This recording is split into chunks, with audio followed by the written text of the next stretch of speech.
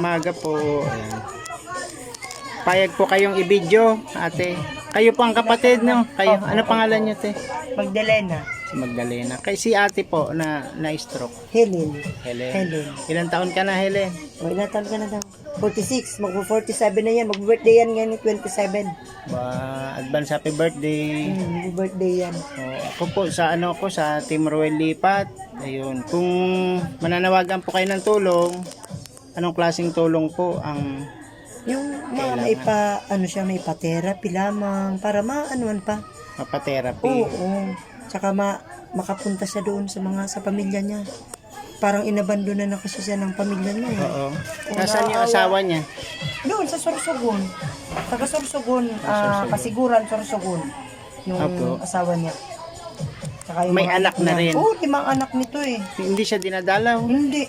Magtatatlong taon na hindi man lamang ganun pumupunta po. dito. Kaya naaawa nga ako dito. Magtatatlong Sabi ko, taon na pag siyang nagkano tayo ng ganyan. pamasahe, Hindi siya pinapasyalan. hindi man lamang. Malalaki na yung mga anak niya. Dalaga na yun eh. O dalaga na. Oo. Kaya sabi ko nga, pupuntahan natin para makita ang kalagayan mo. Oo nga po. Para So ang tulong na hihingi natin ay therapy. Pati therapy oo, siya. kahit financial na pang niya. Pan-financial therapy. Oo. Subukan po Ko na lang natin. naman yan ng vitamins. Pinag-anuhan ko na lang suportahan ng vitamins para lumakas-lakas pa siya. Vitamins na lang pinapainom nyo. May gamot pa pong iba? Wala na. Wala na. Vitamins na lang.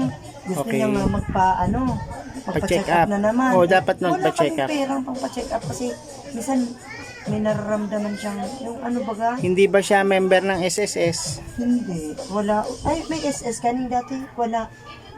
O in-apply nyo siya sa PWD sana? Meron na siyang May PWD card oo. na? Pero wala pa naman kami na Okay. natatanggap. Pero Wala may ID pa. na siya. Nung nakaraan pong ang PWD, ng mga parang grocery, nakatanggap kayo? Dito sa barangay meron. Sa barangay. Pero doon sa munisipyo wala. Wala pa. Sige po, ganito sa Friday kasi yung pong programa ni Sir Roel Lipat, every Friday po, aakyat po sa live niya. Oo. In behalf po ni Helen, kasi hindi na siya napagsalita, Oo. kayo na lang po ang magsasalita. Tatanungin kayo ni Sir Roel. Okay. So, sa ngayon po, wala pa kayo nalalapitin na tulong sa DSWD, wala pa? Wala. Okay. Kaya nga, sabi nga ng kapatid ko, sinabihan ko yun. Mhm. Sabi Si ko, Antonio, sige, kapatid niya si mabuti. Antonio. Oo. Ang kasama niya sa pagtulog dito, sino? Wala. Solo lang, Pinapuntahan lang namin siya, binigyan ng pagkain, pagkain. inalak lang namin ito. Nakakakain pa naman siya mag-solo. Oo, nakakapag naman siya. Noon pinagsinusunod. Iyak ka, Helen. Bakit naiiyak? Yan, Bisara na. Sige po, magsalita Sige po na, kayo. Bisara na. Bicol, kaya naman yata mag-Bicol. Bisara kaya na kung mag-Tagalog. gustong sabihin mo. Sige na. Pwede nyo pong, baka mapanood po kayo ng asawa nyo. Sabi naman nawagan ka na, Lagos. Pwede kang manawagan.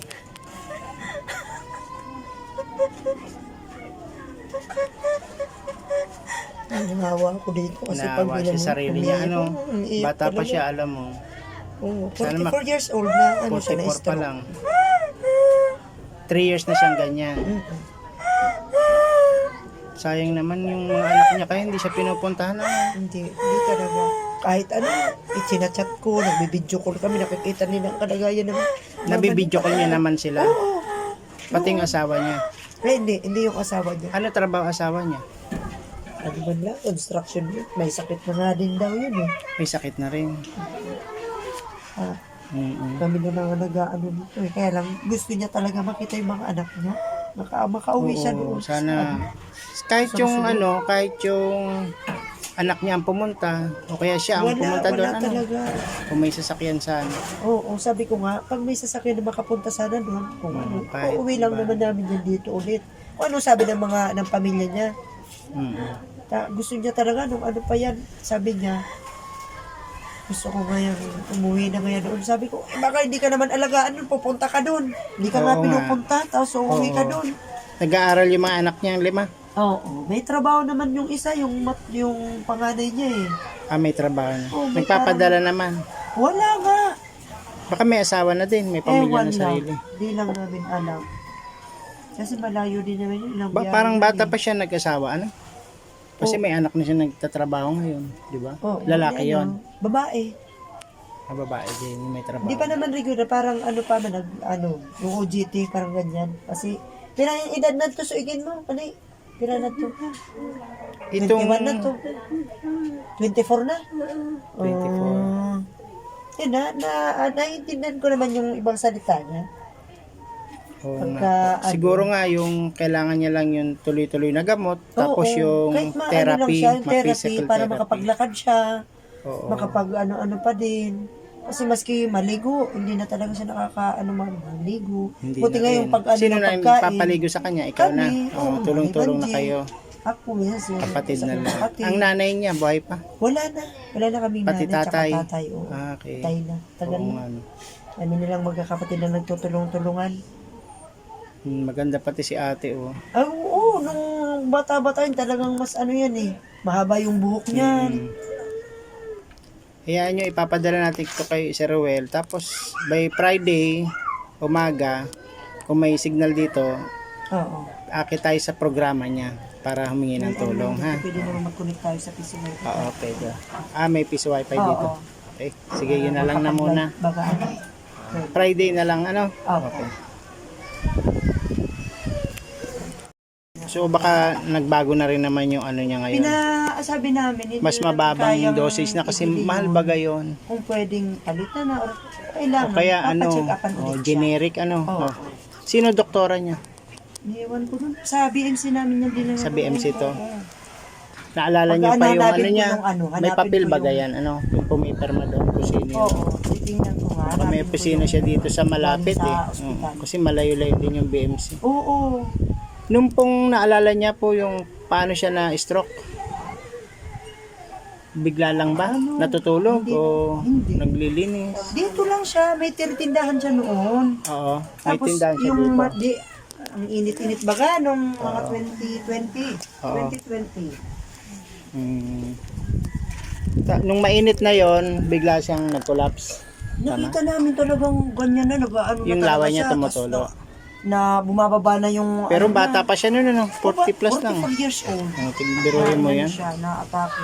Pero sabi nga, hindi naman high blood, low blood. Nasa low ano blood niya, pala oo, siya. oo. So, kailangan talaga nagpapa-check up pa rin lagi, ano? Tapos, ilang balik din yan doon sa BMC, nag-request lang kami ng ambulansya. Bibili mo naman yung gamot. Ako din, humingi din ako ng tulong para kami ng gamot niya. Okay. Nakabili din kami noon. Yung sa tigil yung pinaka-importante talaga. Yung gamot niya. Kasi 2 beses sa isang araw yun. Iniinom niya. Yung umarang 120 yung isang tableta noon. Sa Eriga pa ako nakakabili noon. Wala dito sa sa Baaw, sa sentro. Hello, Team Ruel Lipat.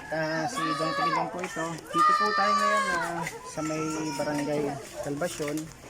Meron po dito isang ginang na iniwan na po ng kanyang asawa at ng kanyang 5 anak. Yun po ay dahil siya po na stroke at paralyzed na po siya. Parang half comatose.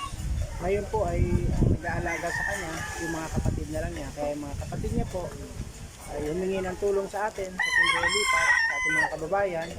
Sana po ay mabigyan natin siya ng tulong. Pang therapy, pang maintenance na gamot upang maibalik po uli ang kanyang sigla. At sana po ay pamili niya, ay makita niya uli ang kanyang mga anak na nasa Sorsogon po. Pakita ko po sa inyo itong kanyang bahay. Ito po yung kubo o barong-barong ni Helen na 44 years old.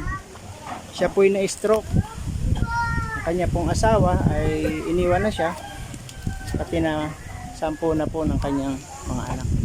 So napakalit po ng kanyang barong-barong na tinutuluyan. Mag-isa lang siya dito. Meron siya ditong wheelchair na pinakalawang na. Hiniram lang namin yun. Ay, hiniram niyo lang to. Pero nagagamit niya pa rin. Oo. Tapos ito po yung kanyang munting lagay ng plato. So nakakaawa po talaga. Tingnan niyo po, pasukan lahat ng lamok dito. Lalo na kung umuulan, basa din siya. Yan po yung kanyang sitwasyon. Ang kanya pong pinto ay wala na rin, sira na din. 2 yung pinto niya actually. Ito, may isa dito.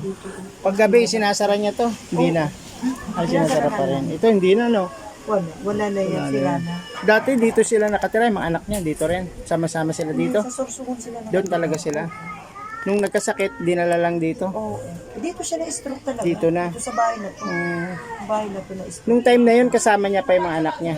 Hindi. Magbabakasyon lang. Hindi rin. Pumunta siya Solo dito niya lang kasi talaga. Ayaw nga siyang pauwiin doon sa kanila. Mm. Ay, dito na siya ng ano. Oo.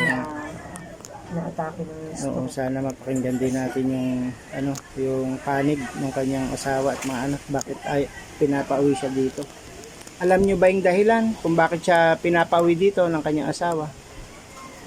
Nung magaling pa siya, Nag-away sila kasi meron po silang di pagkakaunawaan Oo. ng kanyang asawa. nagtrabaho din ito sa Maynila. Naghiwalay sila. Doon din sila nagkahiwalay na Oo. din sa Maynila. Naghiwalay sila. So meron silang di pagkakaunawaan. Kaya ito naman, Hindi pa nga sila nagkakausap ng maayos. kasal naman sila. Oo, kasal kami. Sa West, kasal sila. Kaya din nga ang apelyido nito Ah, eh. ano po ang apelyido niya? Din. Din. Oo. D-I-N. Oo.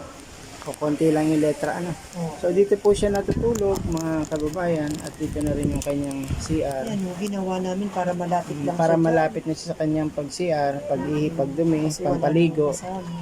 Tapos ang kanyang maliit na papag ay ito na. Yan yan, no? Kasi Pinagtulong-tulungan na lang siya ng kanyang mga kapitbahay. Kaya sana po tulungan natin siya kasi kung walang tutulong po baka mas lalo pa pong lumala yung yung karamdaman. Kasi nga kung hindi siya matutuloy-tuloy na may gamot, baka umulit pa uli. Sa sobrang lungkot, baka ma-stress, ma-low blood uli o kung ano pa man ang mangyari. Kumain na kayo? Kumain na? Okay. Very good. Nasagot pa naman. Oo, nagtalo Oo, pa din. nasagot pa. Okay, so sige, magandang araw sa iyo ha. Pabalik po ako sa Friday Salamat. para magkaroon tayo ng panawagan kay Sir Ruel Lipan. Okay? Opo. Salamat po.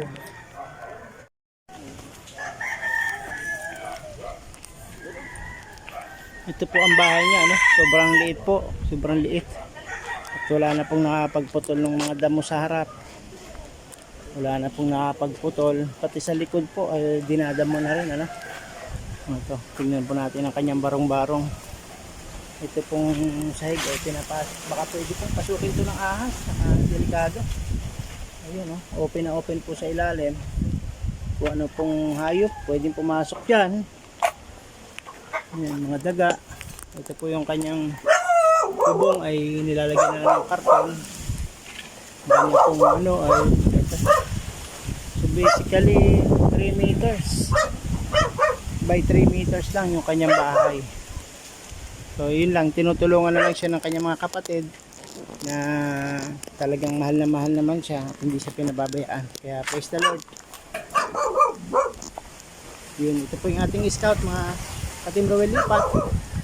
Sana po matulungan po natin siya sa kanyang munting hiling, makita ang kanyang anak, ang kanyang asawa at maipagamot siya ng therapy or anumang maintenance na gamot para po siya ay tuluyang gumaling at makabalik sa See you soon.